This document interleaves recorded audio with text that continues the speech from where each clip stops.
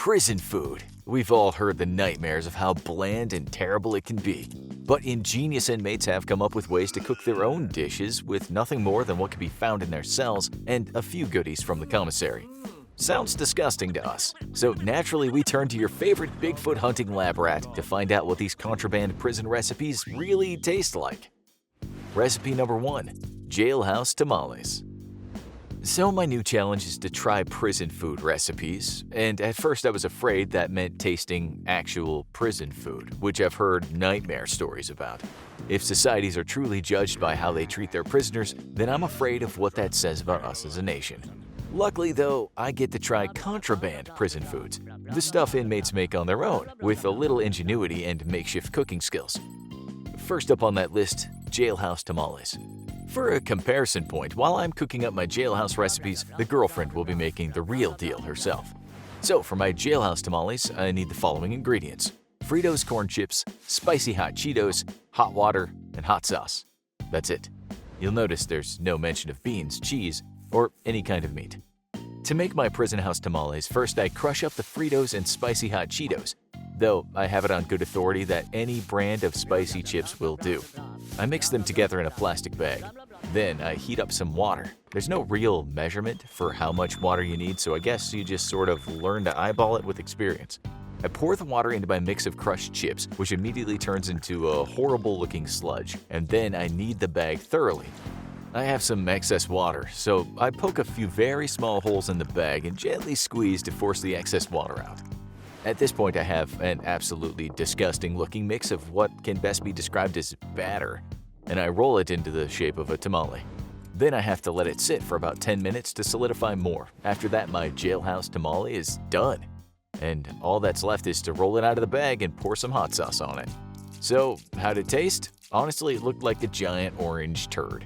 And it tasted like a giant spicy orange turd. Compared to the girlfriend's real tamales, they're awful. 10 out of 10. Would absolutely never eat again. Prison food might be truly horrible if inmates have to resort to this garbage. Recipe 2. Prison latte. I'm not a big coffee person, so for this recipe I'm gonna have the girlfriend be the taste judge. For comparison, we got a regular old latte from McDonald's, figuring it would be unfair to compare it to something more fancy, like Starbucks. The ingredients are as usual simple. You need 1 small carton of milk, hot water, 3 teaspoons of instant coffee, 1 packet of maple syrup. First, you run the carton of milk under hot water until the water starts steaming. This makes sense. It's not like you can easily boil water inside of a prison cell. Once the running water has warmed the milk up sufficiently, you pop open the milk carton and dump the instant coffee and maple syrup inside. We couldn't find a packet of syrup anywhere, so we just used 2 tablespoons, which according to our research is about how much is in the average syrup packet. Now, shake the milk carton up and serve hot. How'd it taste? The girlfriend was extremely wary, especially after getting her own taste of the absolutely horrible prison tamale, but after a small sip, she took a second. Not bad, she said. Compared to the McDonald's stuff, it's not too far off, according to her. On a scale of 1 to 10, she judged the McDonald's latte at a 6 and this contraband recipe a 4. Recipe number 3. Pad Thai. I really like pad thai, so I had my hopes up for this one. One look at the ingredients greatly diminished those hopes. To make your very own prison pad thai, you'll need 1 packet ramen noodles, 2 tablespoons peanut butter, hot sauce. Simply cook your ramen noodles, which in this case means stick in hot water until they're soft. This can take a while when you don't have a stove, and you have to keep changing out the water for hot water from the tap to speed the process along. Once soft, drain them, dump in your peanut butter, and douse in hot sauce. Boom! Prison pad thai. For comparison, we ordered real pad thai, and yeah, the prison stuff was absolutely horrible by comparison. Even without comparison, it's still pretty bad. I guess on a scale of 1 to 10, I'd put it around a 4. By all accounts, that still beats prison cafeteria food. Recipe 4. Prison pizza. Yum! Who doesn't love a delicious pizza? Well, you gotta be pretty hard up for pizza if you want to try this contraband recipe. Ingredients are as follows. Ramen noodles, again, crackers, hot water, toppings. Now, the toppings come with a caveat. You're pretty much limited to what you can either sneak back from lunch at the cafeteria or what you can get in the prison commissary. I checked out an official list of commissary products from the Federal Bureau of Prisons and was surprised. You can get tuna, salmon, mackerel, summer sausage, shredded beef, Spam, beef or turkey bites, even pepperoni slices. I'm assuming not all prisons have this entire selection, but it's definitely more than I thought would be available. I decided to keep things simple and picked up some pepperoni slices and shredded cheese. I saw that something called rotating block cheese was available on the BOP list of commissary items, so I figured that it would probably be available too in most prisons. To make your prison pizza, crush up the noodles and crackers together in a trash bag, then add hot water. There's no measurement, so assuming you pretty much just have to eyeball it, mix it all up together and then mold it into a circular shape to make your crust. Then it's as simple as throwing your toppings on top. No baking required. And how'd it taste? We didn't even bother to get a pizza to compare this to. We all know how real pizza tastes. It was awful. Truly, astonishingly awful. The girlfriend even gagged chewing up her first bite. Maybe we're just not very good prison cooks because the dough was still kind of wet. I had the immediate feeling that my stomach would soon make me regret all these truly awful things I was sticking inside it. Recipe 5. No-bake cheesecake. Cheesecake? In prison? You're probably as suspicious as I immediately was. I love cheesecake. It's my favorite dessert in the world, and every year without fail, the girlfriend either makes me or orders a different type of cheesecake for my birthday. Last year, she even ordered a specialty one shipped all the way from Europe. So, if anybody was going to be the judge of prison cheesecake, it was going to be me.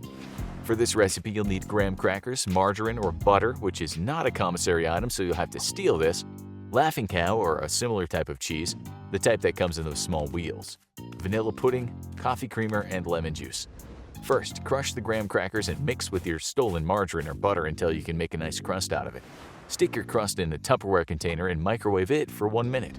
While your crust cools, smash the cheese up and mix it with the vanilla pudding until it's nice and smooth. Then mix in a generous amount of coffee creamer. There's no specified amount. Suppose that's something you'll also have to learn to eyeball. Furiously beat the whole thing until your filling is nice and smooth, then start adding lemon juice until the entire mix starts to stiffen. Apparently, you'll need a lot of lemon juice for this. Now pour your mixture on top of the hardened crust and let it sit for 15 minutes. If you have access to ice, somehow put the ice in a plastic bag and lay it over the mixture to help it cool.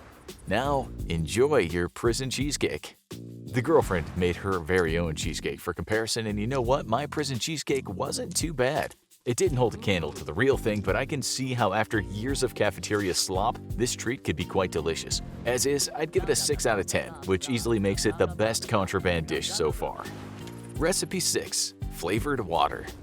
Despite the fact that water comes free out of your tap, or at least incredibly cheaply, the market for bottled water is so lucrative that even Coke and Pepsi got into it, making billions.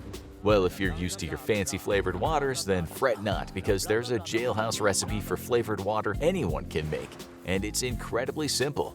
For this recipe, all you'll need is water and the flavoring packet from your commissary ramen. That's it. Not much explanation here, just stick the ramen flavor packet in your water and vigorously shake. Ta-da! Prison flavored water. How's it taste though?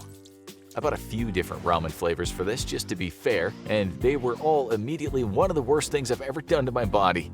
My first sip was beef flavor, and I immediately spit it out into the sink. Creamy chicken? Mistake. Picante chicken? Tragedy. Shrimp flavor? Abomination. Soy sauce? Unmitigated disaster. There's no way to spin this. Ramen-flavored water is disgusting enough to make you immediately want to blow chunks. You know what you don't want to reach for when you're sweaty and thirsty? A bottle of beef-flavored water. As it stands though, I guess when you're in prison long enough, anything that's not just normal water might start to be appealing. The girlfriend took a sniff of the first bottle of water I made and flat out refused to taste any of them. Unlike me, the show doesn't pay her for her participation. Or maybe she's just a lot smarter than I am. Recipe 7. Correctional cake. Another sweet treat, and in my research I'm pretty sure not only are these the easiest to make, but probably have the best chance at being something remotely delicious. For this unauthorized Federal Bureau of Prisons snack, you'll need the following: Oreos, peanut butter, and M&Ms. Carefully pull apart a whole packet of Oreos, scraping off as much of the inner filling as possible. Keep the filling in a separate bowl, mixing it all together. Then, once you've separated an entire pack of Oreos, crush the cookie halves into crumbs and mix with water. You should only add enough water to give it a slightly battery consistency. Too much and you'll ruin it.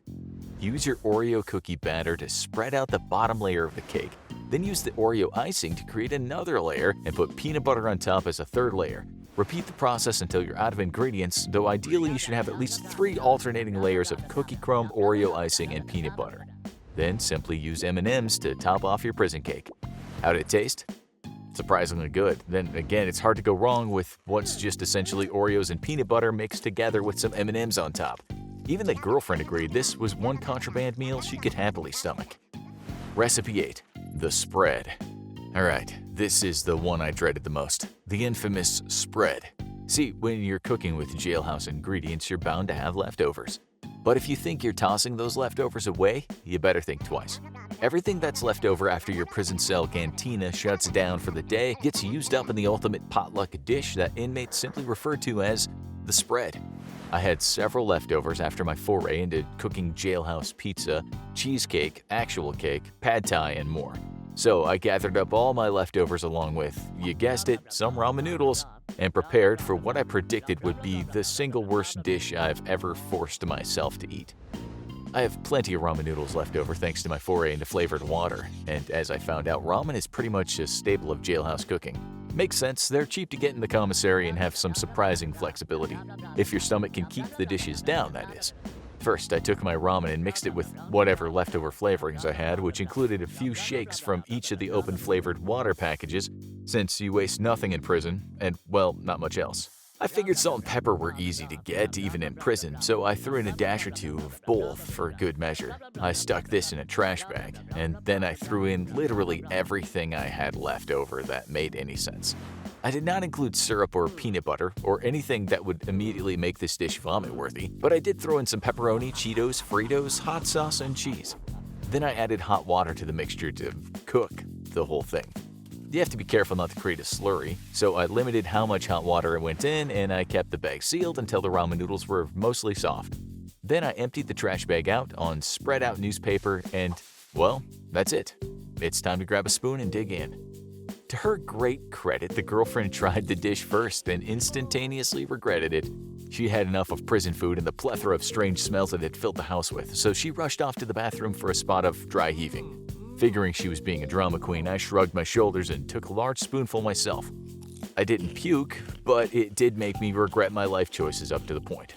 I couldn't bring myself to actually chew it, so instead I just forced myself to swallow it down. Now, if you've seen my previous challenges, you know that I eat all kinds of stuff in survival situations.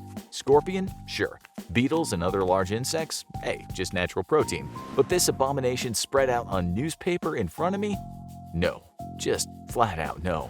And honestly, if inmates are having to resort to this as a flavorful experience because normal cafeteria food is so awful, then we should really look into the way we treat prisoners. Now, go check out my first live-action challenge and I went Bigfoot hunting and this is what happened. Or click this other video instead.